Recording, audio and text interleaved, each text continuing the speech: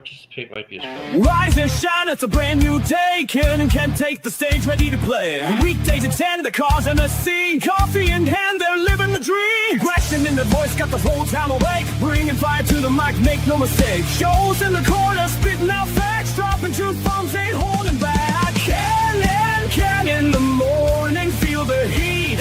From 10 a.m. CST, can take a seat.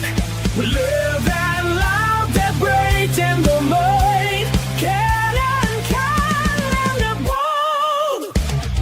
Light up your speakers, crank up the sound. They're talking about life upside down. Opinions exploded like a sonic blast. In the studio, they're built to last. With passion and grit, they engage and ignite. Every single week, they're a force can't fight. From sports to politics, This is a Huddle Sports Network broadcast. You can find us on Roku TV, Amazon Fire TV, Facebook, and of course YouTube. Get all your NFL news here first. Good morning. It's the end of preseason week 2, Monday morning. Hope your team did well. It's the preseason, so don't get too excited if they did. Don't get too excited if they didn't. Okay, good morning, Matt. And everyone, it's all at once. Good morning, Matt. Good morning, Joe. And good morning, Ken. What's going on, dude? I'm telling Raider Nation right now that Raiders rule, KC drools. They drool on my left nut.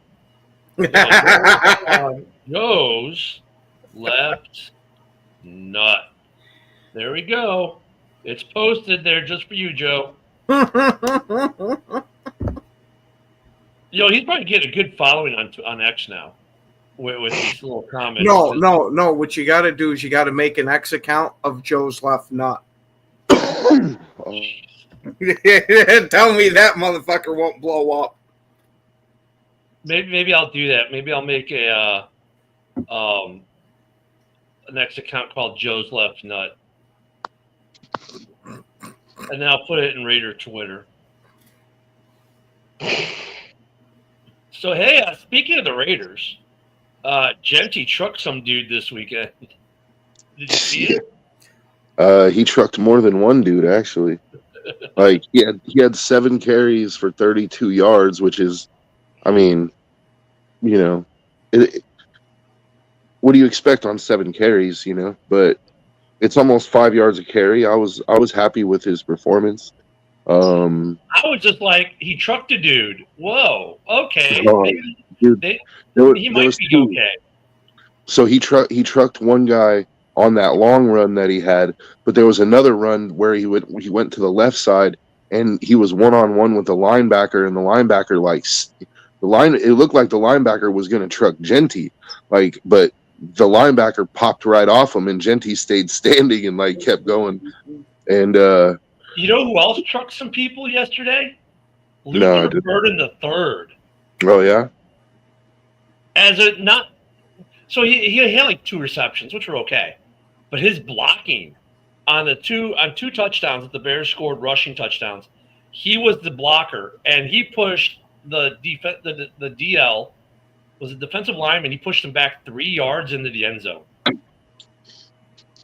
He just came in and mollywopped the guy, put him 3 yards deep in the end zone, so that the running back could just, I think it was the one was a Wheeler touchdown. Wheeler just kind of walked right in.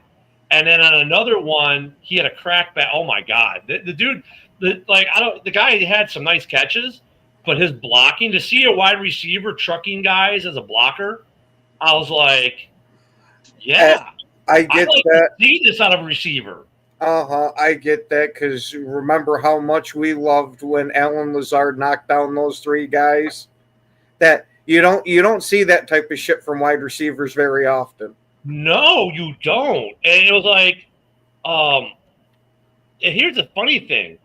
So he might not even be 3rd on the depth chart right now. We were talking about this yesterday morning on Hallis Hall. He might be 4th on the depth chart. Because Almighty Zacchaeus, however you say his name, we signed him in the offseason. from Washington. Oh my God, he's been killing it at camp and looked really great. So they might push Luther Burden the third to the fourth on the depth chart. I mean, that's how crazy this camp is being. You've got wide receivers trucking people, rookie running backs trucking guys. There's no quarterback controversy in the Windy City. Philip, nice try. Caleb looked super sharp yesterday. The ones did. Not all the ones played, but yeah, I mean, look at that first drive, impressive. Second drive faltered, but he looked good. He was, 65%, something like that.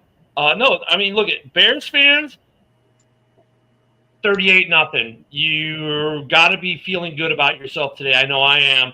I do realize it's the preseason. We're not beating the Bills 38-0 in the regular season. Josh Allen will be in that game. But like I told Bear fan Mike yesterday, yeah, but Josh Allen isn't why we're stopping, or Josh Allen not being in the game is not why we're stopping the run, right? Because the defense looked phenomenal yesterday. That's going to get overlooked. Everything's going to be Caleb. Oh, and then Bajent looked really good too. That defense looked phenomenal on the field. And not all the ones played a lot. It was mostly twos. Like Montez Sweat did not see the field. Ayo or Dio did not see the field. Brisker did not see the field. Tyreek Stevenson did not see the field. Most of the starting defense did not see the field yesterday. Yeah, we're going to say most of the Bills didn't start any of their starters really either. No, that's what I'm saying. So, I don't think any of the starting defenders saw the field yesterday. So the two defense was super solid yesterday. For me, the thing that I was happiest about in that game, I mean, yes, Caleb looked sharp. That's nice. It's preseason. Vanilla plain Jane, offense. They weren't anything special. The one thing that I really liked yesterday, though, was that offensive line. That offensive line, minus the Drew Dahlman holding, which they overcame the very next play, the offensive line looked good. The offensive line looked really good for the ones yesterday out there. Buffalo did have a lot of their ones on defense out there. That was the only place they had their ones was basically on defense against. It's almost like the head coaches got together and said, "Hey, look, man, I need to start my quarterback today. Can you run your one defense out there while he's in the game?" It's almost like the coaches would collude. No, there's no such thing as collusion in the NFL. What am I talking about? But no, I mean, the offensive line looked good. They provided a good pocket for them. They protected. That was encouraging to see. The precision in which they played fundamental football was really good to see, because that's the one thing you do see in the preseason, right? It's fundamentals. And they were executing fundamentally well yesterday. So happy for that. The Genty truck, though, was a great highlight from the weekend. Aaron Rodgers getting picked was another great highlight from the weekend. It's always great to see Rodgers get picked. Dude, you should have seen that Brock Bowers Moss catch. That was the highlight of the week. Joe, we already know he's getting a gold jacket, okay? Dude, he mossed that dude. Like the Niners starting corner, he freaking mossed him, dude. Hey Joe, do you remember when the Vikings put up a couple years ago that porn star that they thought was a service member? The fucking bald guy there. Oh yeah, I remember that. Well, Bowers shaved his head, and I swear to God, he could be his fucking stunt double. He did shave his head. Yeah. But I'm just saying, dude, if you want to see a cool highlight, go look at that catch that Bowers made, because Bowers was only in for one series, and he made a great catch. It was like a 30 something yard catch downfield. Morning, Cam. Went up over the defensive back, dude. Like, there were some of these guys. Look, there were some nice plays made this weekend. There was an injury, a couple injuries. I know the Bears Smith went down, one of the corners. It looked like an ACL. I mean, you know what's fun? You know what's sad, guys? We watch enough football now. I can almost tell when it's an ACL injury by watching.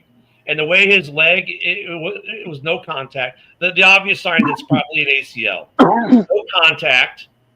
And the way his leg buckled when he went to turn, it looked just like an ACL injury. Yeah, and Green Bay had a nice showing for Marshawn Lloyd for all of a couple of plays before he injured his hamstring again. I mean, looked great when he was on the field before he got injured again, but holy I wonder if going back to the discussion we had on Friday, and we had it yesterday on House Hall because guys like, why you play the ones? Why, I'm like, well, there's obvious reasons why you play the ones in preseason games. But like, I wonder if we go back to this, are athletes training too hard, too much? And that's why you're seeing a lot of these soft hamstring issues, ACLs. It's like, dude, take a month or two off. Like, really let your body fully heal and recover. Because these guys at most maybe take, a week or two off when they go on vacation. Even then, these guys work out on vacation. I'm going to go to Cozumel and sit on the beach. And then there's a video of the guy running routes on the beach. Like, dude, that's not vacation. Like, vacation, like, do nothing. I'm waiting for the guy that's out there running routes in sand to fucking tear an ACL in the fucking sand. Then you're going to see NFL teams cracking down. All right, well, you know how you're not allowed to play basketball? You're not allowed to go on sand either. I mean, I think these guys they need to they don't stop. I mean, there's something to be said. These guys from the 80s, 90s, and early 2000s weren't getting injured like this. Like guys got injured back in the day. More so, it was because of a hit or something like that. But we get so many of these like soft tissue injuries now compared to, let's say, 2 decades ago. I think part of it is these guys, like, they work so hard so long all year, they don't give their bodies the time that needs to recover properly. I mean, I don't know. It's just like that. What now? Overtraining is a thing. Like, physically speaking, your body, like, when you overtrain your body, like, there are consequences to that. Like, you become more susceptible to tear. And you're not playing through a torn ACL though, Cam, and you're not playing through. Well, I mean, to be fair, Philip partial tear maybe, but a full tear. Philip Rivers played with one completely torn. Yeah, that's one guy. Oh yeah, I'm just saying that. And I'm sure there's at least an example that there's one out there. But I mean, the proclivity of these injuries though has gone up over the last couple years. And JB had the numbers on Roundtable last week. I was either on Roundtable or Open Mic on DT on Driving to the Top, where it's actually these injuries are 45% since 2021. We went to a 3-game preseason, no 2-a-days, and the pad restrictions and practices. So there's that piece. And then I think the other part, no, Isaac, I don't break dance. I would pay fucking money to see that. Isaac, we're not doing breakdancing for Electric Boogaloo. We're not doing it, okay? Oh, come on. The fans want to see it, man. No. Don't even give me the Isaac wants to see it crap. Isaac is sitting there. Look at, he's been trying to make this movie for years. If you don't know it, Isaac, the reason he works for the IRS is he's trying to finance his Breaking movie. Remember there was Breaking 1, Breaking 2, Electric Boogaloo? Well, he wants to do Breaking 3. And he's been trying to finance it, and no one wants it because breakdancing is done. It's been done for decades, but Isaac keeps living in the 80s. Dude, we're not in fourth grade anymore. The parachute you should have used a different phrase besides living in the 80s because you bring the 80s up an awful lot. I'll do the sprinkler. Yeah. You know what's funny though? I mean, what a weird segue. But you know what's funny? Like back in the 80s, we had movies because like breakdancing was like a faddish thing for like a year or two, and we literally had movies on it. And it was so bad that you didn't just have Breaking. Oh no! Breaking had a sequel. I hate to break it to you, Ken. Pardon the pun. But that's existed all the way into the 2000s because there were even breakdancing movies in the early thousands. Well, no, you had dance movies that weren't about breakdance. Oh no, I'm talking straight breakdancing ones. Good morning, Yoli. Hey, I know the kids in Yoli's classes are happy because they're all Bears fans. Yeah, then they're never happy. What the hell are moon pants? Dorn, I mean, okay, I know Dorn lives in Wisconsin, and they're a little behind the times, but like, what are moon pants? We had it wasn't moon pants; it was parachute pants were the thing, and oh my god, they were so freaking cold in the winter because it's like that nylon material, and it just the cold air would whip right through them, and oh my god, you hated wearing those. I was going to say, Ken, it sounds like you're speaking from experience with the parachute pants. Dude, I was in like 5th grade. Yeah. Wore them back then. That's fucking awesome. That's a 70s, Isaac. That's a 70s. That's like the late 70s. I don't think I ever owned a pair of bell bottoms as a child. But yeah, God. Brock Bowers looks like he should be in bell bottoms, though. I tell you. Well, with the way Brock Bowers is looking now, it looks like he should be an astronaut, a fireman, a fucking serviceman. I mean, look, but it was weak season. Oh God. Okay, Philip, I'm getting to this question. I saw it the first time. Hold on. Here's.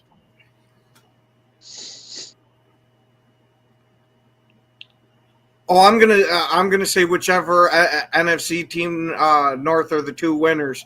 They're gonna be riding high because they beat a division. So the Bears and the so basically, answer your question, Phil. The Bears and the Lions. There you go. Yeah. You mean Vikings and Packers? I got you.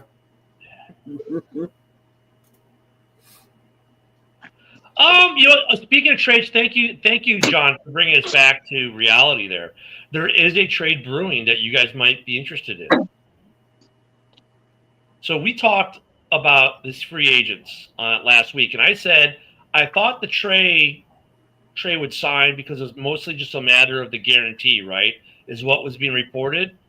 Well, hold someone's beer because he's on the trade block. Contract talks have stalled with Trey Hendrickson, and now the Bengals have been fielding calls on Hendrickson for the last few weeks, and they're actually thinking about making the trade. And one of the teams that could be in the mix for him, which sounds even stranger, the Cleveland friggin' Browns.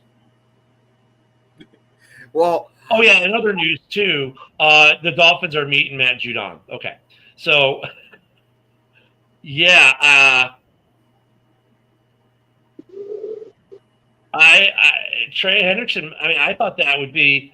It sounded like the money was there. They were just working on the guarantee, but now it sounds like completely stalled out. Yeah. It seems like they're actually heading for a divorce here, and it would be hilarious to see him go to Cleveland. But it would be hilarious. Highly going, oh shit! If he goes to Cleveland with that defense, Cleveland would have to massively overpay for him being in the division, picking from a weak defensive team and adding to a loaded defensive team. You would have the two of the top 4 pass rushers, maybe top 2 pass rushers, because I don't want to get Max Crosby fans all mad. You might have the 2 best pass rushers in the NFL on the same defense if that were to happen. Are you kidding me? I mean, look at people are already sleeping on Cleveland, right? But they don't realize how good that defense could be this year in Cleveland. That's going to keep them in a lot of games. If you add Trey Hendrickson to that defense, my God, your quarterback better take out better life insurance. That's all I got to say. But you'd have to way overpay because they're like, look at Burrow's like, you're not trading him in the division. I have to see him twice a year. No. But, the Cleveland Bears. And the Commanders are shopping Brian Robinson Jr. I did see that one, but that's like, okay. I think that's more of a smokescreen on the Scary Terry thing, to be honest with you. I think they're shopping both. I think they're shopping Scary Terry there now because there's been no movement on that contract. I was going to say, you think if they were actually shopping Scary Terry, it would be all over the freaking place with how much publicity has come about it. I think that they're letting the talk of Brian Robinson being shopped come out to kind of mask the Scary Terry stuff because that's now not in the news. It's they're shopping their running back. Oh well, there are teams that need a running back. While quietly they're working on something on Scary Terry, either a trade because it doesn't like the contract going anywhere. The same thing in Dallas. Where's the contract with Micah Parsons seems to be going nowhere. Well, if it goes nowhere, Green Bay has offered compensation for him. They don't want the state of Wisconsin. No one wants the state of Wisconsin. I mean, it's doing a hell of a lot better than Jerry's World. There is a really good German restaurant across from Volk Field, but that I do enjoy every time I go up there. But no, that's okay. Stevens Point's a cool area to hang out in. They got some cool bars by UW Point. Okay, but Jerry doesn't want the state of Wisconsin. That's interesting that the Packers have offered compensation, though. Oh, yeah. And if the rumors are anywhere near true, it's quite a bet. So what? Supposedly, and again, take it with a grain of salt, it's 2 firsts, a second, and a defensive player. Wow. Well, you don't have any defensive players that'd be worth them. No, I'm joking. I'm joking. You guys do have. I was gonna say, how much crack did you smoke this morning? Well, okay. What defensive player though are they going to throw in? I'm assuming it's going to be Quay. I was thinking Van Ness. Because you're giving up 2 firsts and a second already. It doesn't have to be a superstar. No. Like, we can get it done with Van Ness. I wouldn't be against that in any way, shape, or form. Well, that's who I would offer. I mean, because you're giving up 2 firsts and a second already. I'd say you can get 2 firsts, a second, and Van Ness to replace. We're giving you a pass rusher to replace the one you're losing, and 2 firsts and a second so that you can actually replace the pass rusher you're losing. Well, and Green Bay has the money for it. And look, Green Bay could get on this Trey Hendrickson deal too and try to work something with that. It would massively depend on what they would want in the trade compensation for him, with him being an older player. You got to assume at least roughly he's somewhere got around 3 to 4 years. Look at the Packers. The Packers are in a cool position, though. Like, they can overpay for Trey Hendrickson, who's older, and still be okay because of the amount of youth they have on that team. And we just started talking about it a little bit, Robbie. The Packers could overpay, and it's not going to hurt them in the long term. Because the way this division is, you don't care. Like, all 4 teams in the division are like playoff now mentality, right? Get to the dance now mentality. 3-11 win teams last year in this division. This division, probably the basement could be 9 wins this year. Do you want to be that team that gets 8 and be in the basement? Probably not. 2 firsts, Van Ness and Ken's Beard. Oh, I might be on board for that one. Yeah, that'd be rough. But for a Micah Parsons with Rashawn Gary, I think I'd do it. But the Packers could do that and be okay because they've been just in this whole youth movement, anyways. They'll be okay. They'd be okay to do that. I mean, so yeah, it didn't matter that I would still give up the 2 firsts for Trey Hendrickson if I'm the Packers because you can afford it. That's too steep of a price for me to want to pay. You could absorb that better than other teams could, though. Well, being able to absorb it and it making sense are 2 different things. Yeah, but the thing is, though, they're in a win now mentality. They don't care. I mean, all 4 teams are kind of in a win now mentality in some shape or form. I don't know. Dorn, you need defensive players in Green Bay. You need some defensive players in Green Bay. And don't tell me if you could add Trey Hendrickson or Micah Parsons, you wouldn't. You would. You need. I would absolutely add Micah Parsons in a heartbeat, and for the right price, I would add Trey too. But it would have to be the right price. Trey might not be 2 first rounders. It might be a first rounder and a second rounder and a minor player. I don't think the price is as high for him as Micah. But I think that even a first and a second rounder would be worth it for Green Bay. For what it do for them for this year, oh yeah. That's right, because he was the sack leader last year in the NFL, Jason. That's right. He's not Reggie White. He was just the sack leader next year. He was the reason why, well, put it this way, the games that Burrow won, usually because Trey Hendrickson had a couple sacks. Just saying. Oh. Hey, that's going a little too far there, Isaac. I mean, look, that to me doesn't make sense because you're getting rid of the whole reason for trading for Micah Parsons, right? Like the whole reason is you want to pair him up with Rashawn Gary so that you have a formidable defensive end That's bookend, like right? when Bears fans were smoking the crack pipe on trading for these two guys. Well, I'll throw in Montez Sweat. Then what's the point?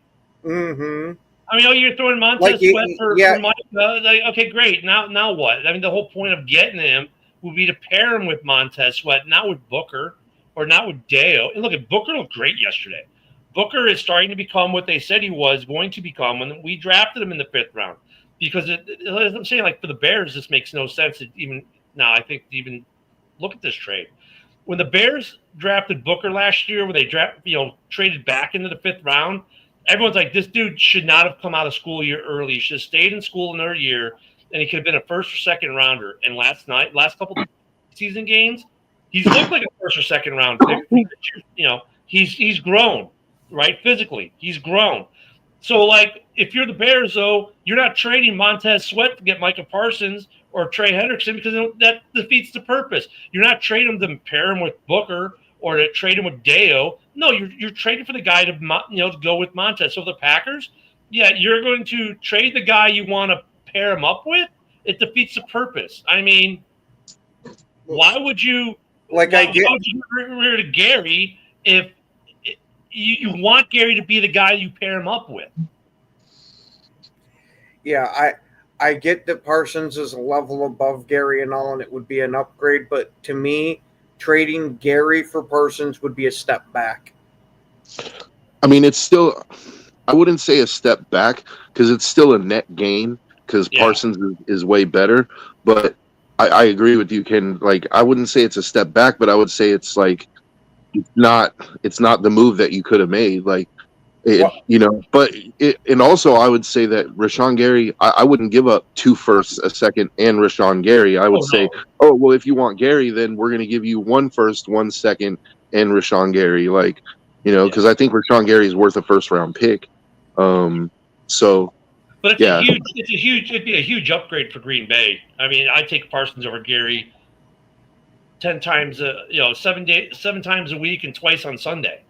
I mean, it's a big upgrade. It's a big upgrade for them because he does so much more. Micah Parsons and Lucas Van Ness. And then you're still running into almost the same issue when it was Gary and Van Ness. Yeah. Right. Unless Van Ness has a major breakout year, it's going to be according to Dorn, he is. So, supposedly through camp, he's getting rave reviews and all that, and he's looked good in the preseason. But again, it's camp and preseason, and I've bought in on the hype train too many times for me to fully buy in now. This is what I hate about the preseason because, like, you look at the Bears too. Like, we got some interesting situations. The wide receiving room, I would have never thought there'd be a wide receiver controversy in Chicago. You figured, okay, it's going to be more Dunze and Burden, right? Well, then Alameda Zacchaeus, or whatever you say his name, and Duvernay, and Boykin, and Tyler Scott, and Maurice Alexander, and even Torrey, and Jahadi Walker, all are playing out their minds. They're all playing really good. Like, Jesus, Luther Burden now the 4th, the Almighty or Zacchaeus, whatever, the 7-year vet, is he moving up? Because he looked good, and he's been tearing camp up. And that's what I hate about camp. Because now I don't want to cut any of these guys, but I have to. Because I don't think we're keeping more than 4 receivers, maybe 5. Someone's going to get a good receiver from the Bears come cut day. And it's like when you look at these guys at camp, it's hard. Even Wheeler at running back looked great for the Bears. He's looked great in both preseason games coming off that ACL from last year. This is what I hate about preseason because you kind of get your hopes up on these guys because they do perform well at camp. They do perform well in preseason games. And then it gets time for 53 and they're not on the roster. And you're like, what you talking about, Willis? This guy tore it up all camp. Like, how did he not make the roster? And then what gets even worse with some of these guys is some of them don't even get signed by anyone. You're like, wait a minute. How did this guy not make my 53? And then how did he not get picked up by someone? And how is he not even on a practice squad?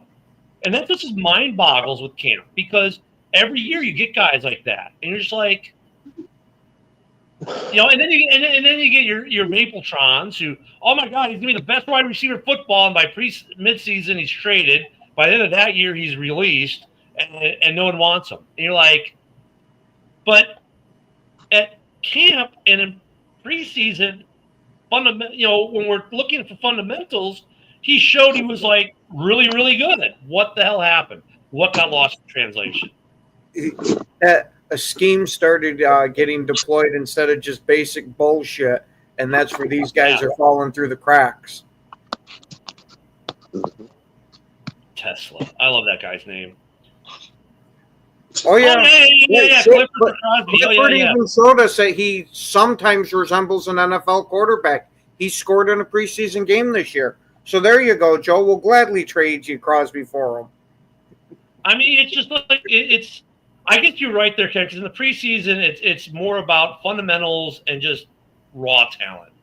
And then you got to throw in scheme and plays and, and that's what some guys we've seen how many times these dudes are super talented, blow every metric off the fucking hinges, but can't play real football when it gets to the actual X's and O's scheme for it. I'll tell you what, though, what is encouraging if you're an NFC North fan in general is all four teams have some position battles we didn't think they were going to have. Like, there are guys coming out of the woodwork. Like, look at the Bears in the wide receiving room. I'm like, how are they going to pare it down to 4, let alone 5 of these guys? The running back room is becoming the same way. I'm like, there's 5, 6 guys that could be on this team easy, right? I mean, our defensive line room's getting to be kind of the same way, which in no way would you have expected last year, but now it's, oh God, who do we got to cut?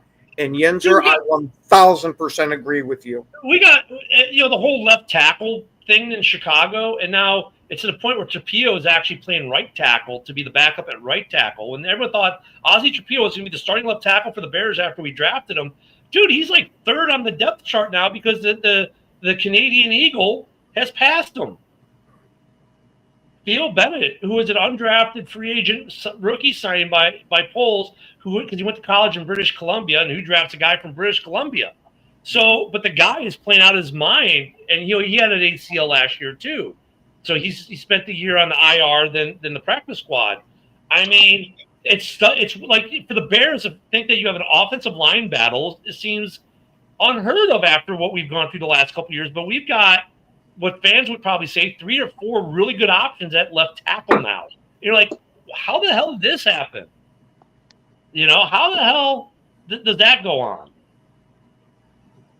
Oh, the Packers are lactose intolerant, and the Vikings are actually queens. No, just their cheerleaders. Facts. Oh, dude, I said it. Trevion Henderson, bro. I said that dude's gonna be good, man. He's gonna be good. Well, New England got a steal with him, dude. I mean, especially right now. No, I'm sorry. Go ahead. Oh, I just said New England got a steal with him, and especially they got him in the 2nd round. Like, that dude, he's going to be a first round. He's going to be a premier running back, I think. But I would keep Stevenson, and I would use him as the spell back. He had 1,000 yards at Ohio State last year, along with Judkins, who had 1,000 yards.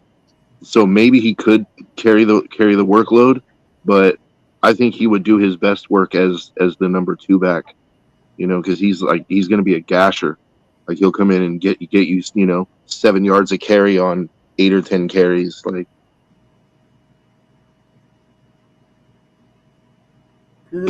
some Detroit fans, many Detroit fans. I wasn't going to say most, but I was going to say many. Yeah, many for sure. But same can be said about Packer fans and some Bears fans and some Vikings fans. I mean, there are a couple out there that are just living in atmospheres they don't belong in. A la Paul Merkel. Almost every Packers fan I know, but being the best of the worst for a couple decades will do that to a guy. So we'll be an off-season champs every year.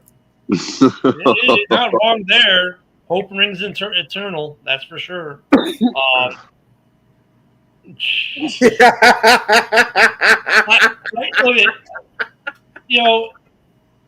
last night's game for the Bears. Bears fans, you got to be drooling. It looked great. Defense, the twos did great. Offense, the ones and the twos did great. The threes even played good on both sides of the ball. No one expects a 38-0 blanking of any team in the preseason. Someone needs to put up some points for the other team, unless their backups just aren't that good. So if I'm Buffalo, the only thing I'm concerned about coming out yesterday was, okay, I got some issues with some of my backups. Their backup line was terrible.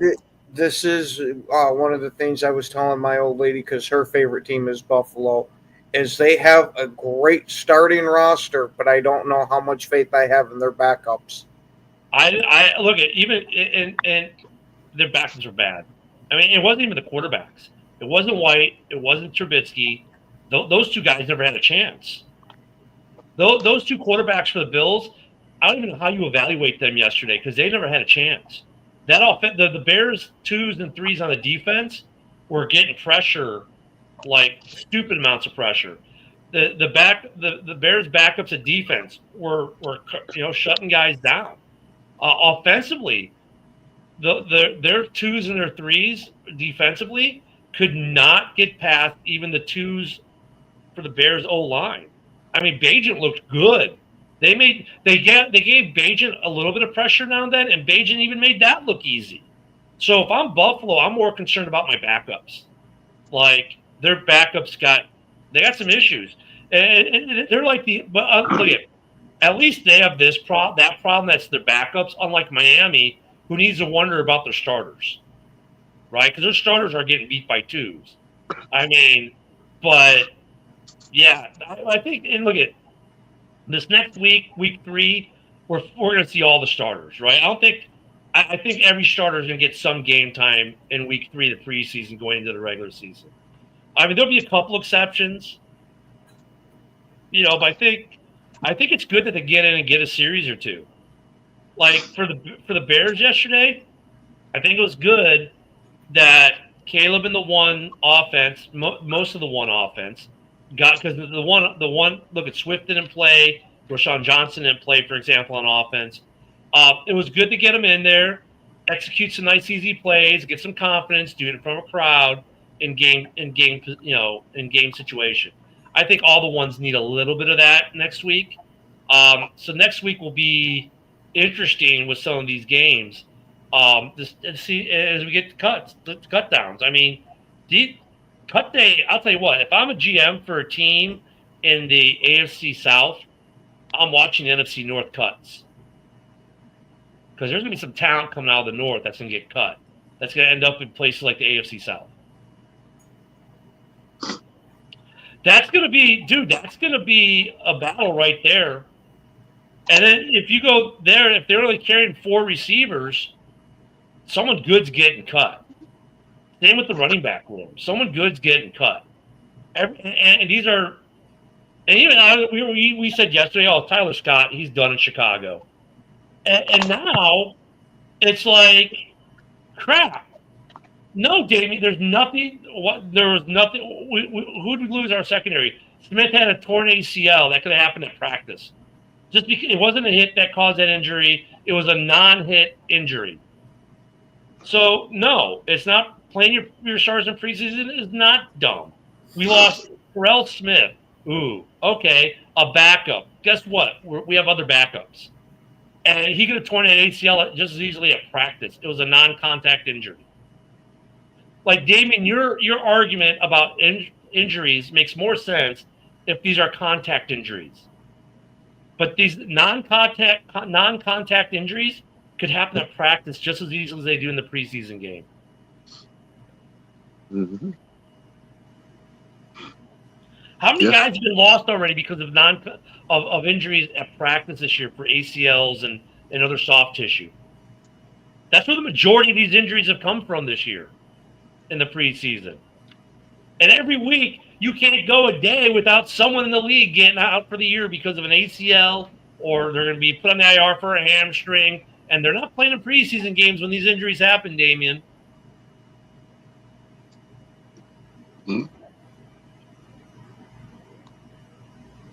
That's just because they allowed them to drink the Flint water. Yeah. God, no one's called me Kenny since like the 80s. I was going to say, I have people call me that occasionally, and it's really fucking weird because the only time I've ever really been called it's by my grandmother. Yeah, I mean, that's like you're not some 80-year-old lady. You don't get to call me Kenny. No, hold on one second. How about Kenny Coleslaw? Oh my God. You want to know what's absolutely fucking hilarious about that? Is when I was a little kid, obviously with me being Sicilian and all that, fucking with how popular all the Godfather movies and all that, my grandmother on my father's side used to always call me Kenny Coppola. I swear to fucking God. Oh Yeah, my God, cat. Damien will not let it go. Damien's gonna have to let it go because he's not gonna convince. Damien is not. Well, let me read what he's saying. I had a break and I had to contain real quick. He's gonna have to let it go. Where's his comment? Yeah, his it's was still an injury. injury. Yeah. Okay, so it doesn't. Okay, it's an injury that could happen at practice. It's football. Guys get hurt. They can't live in a bubble. Yeah. Hey, you know what? Let's just get rid of preseason altogether. There'll be no preseason. In fact, you know what? That's a good comment. Hold on, I'm not done yet, Joe, because I want to make sure that Damien gets these guys in the season healthy. Okay, so that we're not going to let them be in the preseason. And you know what? We're going to get rid of practices. We're going to get rid of training camp, and we're just going to go right into week 1 so they're all healthy. How's that? Actually, Orlando had a good comment though. I do think that the NFL should up the roster from 53. I would go further than 55 though. I would say 60 would be a good roster because it would give you enough backups and special teams guys where you wouldn't have to keep a receiver just because he's a good special teams guy. You could just go get a good special teams guy, and then you could focus on somebody who's a better receiver or a better DB, like, you know. Yes, and I'm massively pale for being Sicilian because I'm Sicilian, Irish, and Polish. So here's the got some can with a whole bunch of milk. Did you hear about the time that Ken broke his arm raking leaves? He fell out of the tree. So the NFL. You said you were Polish, Ken. I had to throw it out there. So the NFL roster, right, has been 53 since 1993. That's when they upped it. In 1993, it went to 50. It rose to 53. Mm-hmm. So let me see if I got a break. If I can find the breakdown of when the. So from 1920 to 29, roster size is between 16 to 18. Wow. And then 1930, it went to 20 or 22. In the 30s, it went to 25. In 35, it was 24. They broke the 30-man barrier in the 40s with 33 players. And then we'll post-World War II, right? It went to 35 players. Then in the 50s, it went to a 33-man roster. All right, let's fast forward here to the 70s. In 74, it went to a 40-man active and a 7-man taxi squad, which was then became a 47-man roster. But then in 75, it went back to a 43. Woo. In 76, because of the merger, does it give me a number? 43-man, and then a 45-man roster in 76. Then after the first CBA, it was a 43-man roster with a 2-man inactive, so it's still basically a 45. Then from 78 to 2010, Okay, wait. 78, 79 to 92. Okay, that's the injured reserve being being a minimum of 4 games. Then the developmental squads came up, the emergency quarterback in 91. And then 93 is when we went to the 53 man. Wow. In 2006, the practice squad was increased from 5 to 8. So And there's precedent.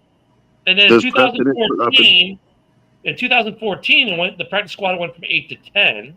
And there have been some IR changes, but so basically, 2010 was the last change where you got to go from 8 to 10 on the practice squad.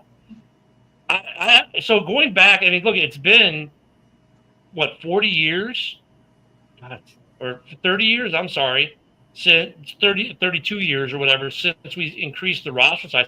This is the longest gap in NFL history without expanding the roster size. So there might be some to Joe's argument, but if you look at it historically, it only jumps like 2 or 3 players. But I think going from 53 to 60 with a 10-man practice squad is not bad idea.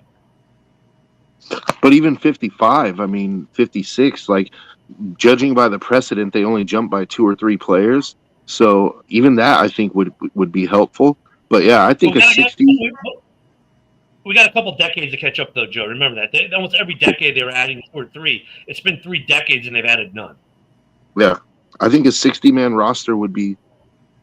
It's a nice round number too. Like, you get to keep a couple of those guys at camp that you really wanted to, that were right on the edge, but you were like, oh, we got to cut this guy. Unfortunately, like you get to keep those guys now, like, and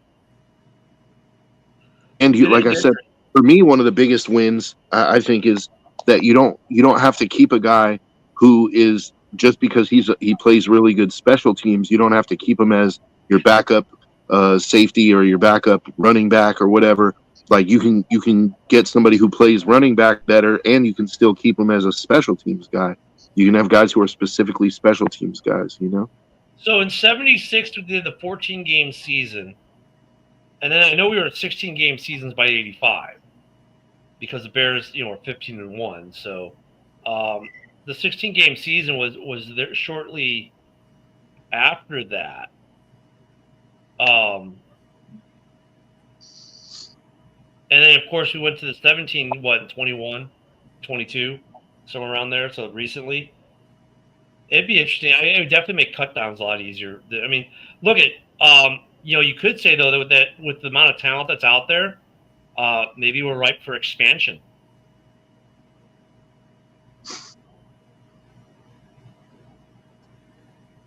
Maybe we're ready for expansion with this much talent out there now. When was the last expansion team? The Texans. Cleveland, the Browns, and the Texans. The Browns are considered an expansion team because the team name stayed, but they were an expansion team. The current incarnation of the Browns.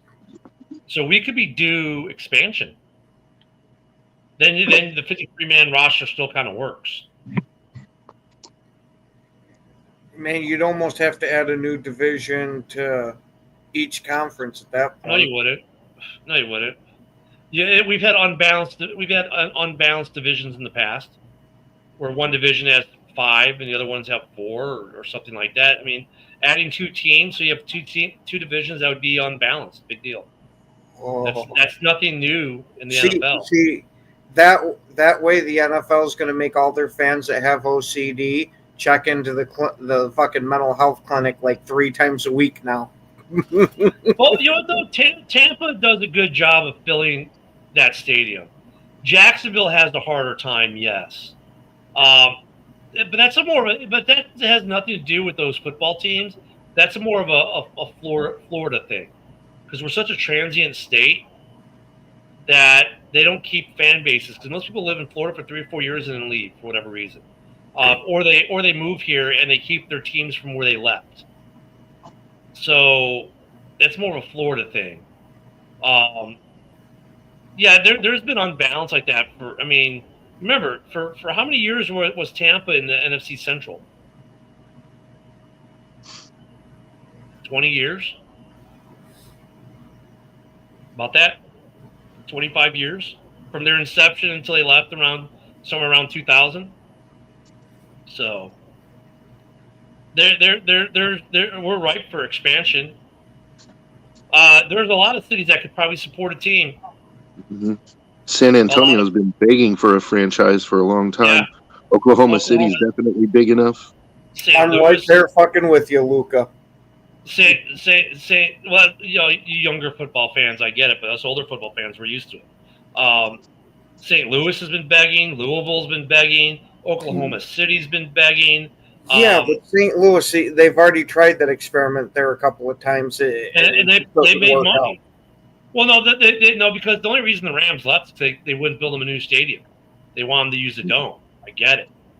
But there are markets that could definitely – St. Louis is big enough to sustain it. They're bigger than Green Bay by a ton. Like that? How are we going to say, like, that's a fucking high bar?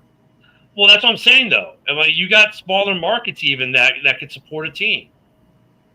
I don't know if they'd want to – I don't know if the NFL would put one in Canada. I don't know if they want to be direct competition for the CFL in that way. Mexico would be nice, but there's security concerns. I wish they would, though. It was looking like Mexico City would be an expansion. But the problem is the security concerns with the cartels and everything else down there. That's why the NFL's not even playing regular season games down there right now.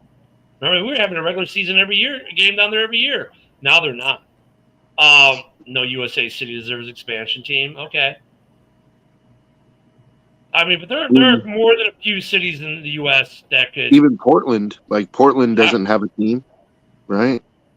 Yeah. Portland is big enough to support a team, and, like, it would cut into the Seahawks fan base, which they wouldn't be very happy about, but, I don't think the NFL wants to put a team in Canada because that might break some kind of agreement they have that we don't know about with the CFL.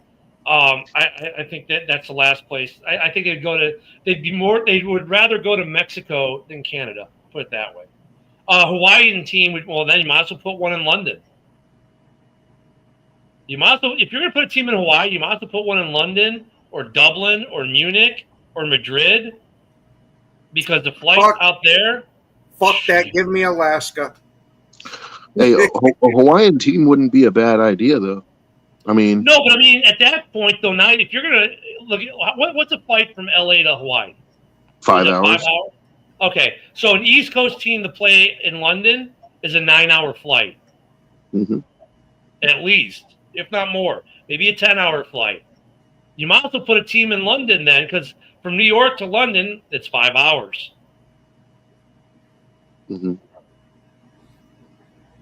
So you might also put a team in London if you're okay with doing one in Hawaii.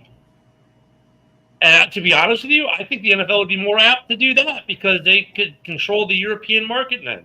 They could start making their inroads in the European market. Exactly, Luca. I just don't think they want to. I think they're trying to avoid the CFL NFL thing. I think there's a nice symbiotic nature they have going with them, and they don't want to mess with that. You know what, Yinzer? No one says San Diego. You're right. San Diego don't want the team back. I was going to say I'd give one to San Diego. San Diego had their chance. What about Sacramento? Sacramento's been going. Fuck that. Give me one in Syracuse. Too close to Buffalo. Hey, you have teams that reside in the exact same city. Don't tell me too close. All you got to do is put them in the NFC. Well, yeah, but I mean, like Chicago getting a second, because now people say, well, what are they going to do with Soldier Field? They're going to get an AFC team? Dude, the city of Chicago wouldn't support a second NFL franchise. I'm sorry. That's one team country. LA can do it because they had no team. They were just happy to get any team. Notre Dame, some Ireland, so I'm telling you, they could do a team in Europe. Who thought Vegas would be good for an NFL franchise yet? They're getting an MLB one too now. There are some cities, Salt Lake City, yeah. Salt Lake City. God, we don't need to have Mormons going to games, man. So there are some towns. There are some towns. Texas could get a football team.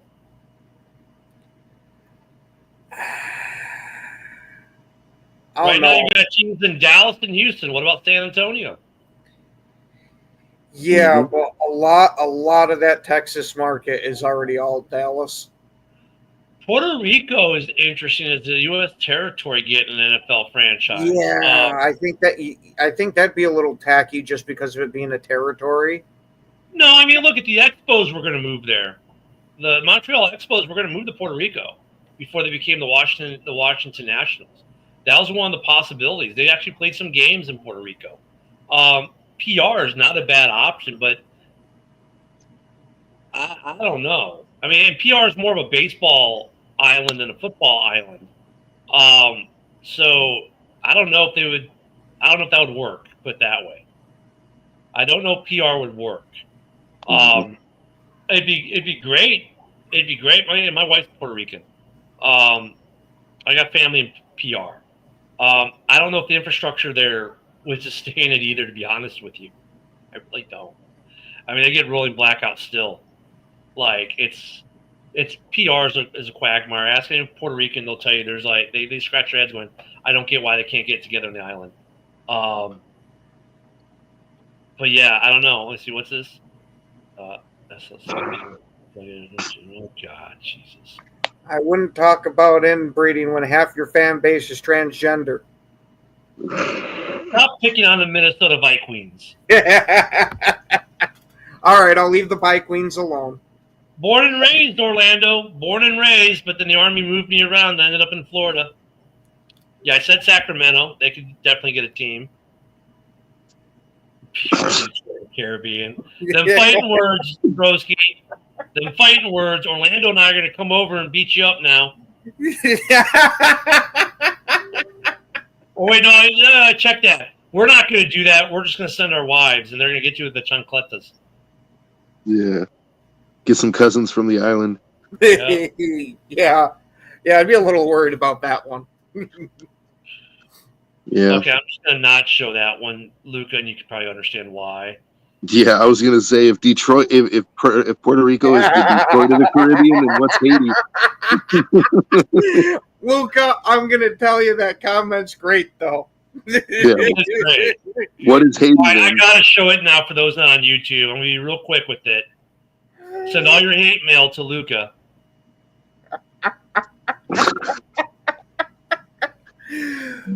Oh. No, PR would not be a good choice, though. And look, neither would the U.S. Virgin Islands. They'd be great destinations for fans to go to, though, for games. That's a great vacation. But there are places in the lower 48 you could put expansion teams, and you could look at Europe, and you could look at expand the rosters. And these are, look at there's a new CBA coming up. Maybe that's when they're going to be talking roster expansion, right? With the new CBA, I bet that's going to be a talking point.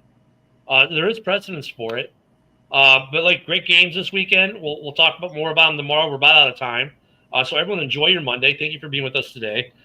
Remember to send all your hate mail for that Luca comment to Luca, not to us, even though we all laughed and thought it was funny and probably true. So yeah, have a great Monday. Enjoy the week. Hey, school's back. Summer's over. So for some of you, go to work, make some money. We'll see you guys all tomorrow. Thanks everyone for joining. Have a great one.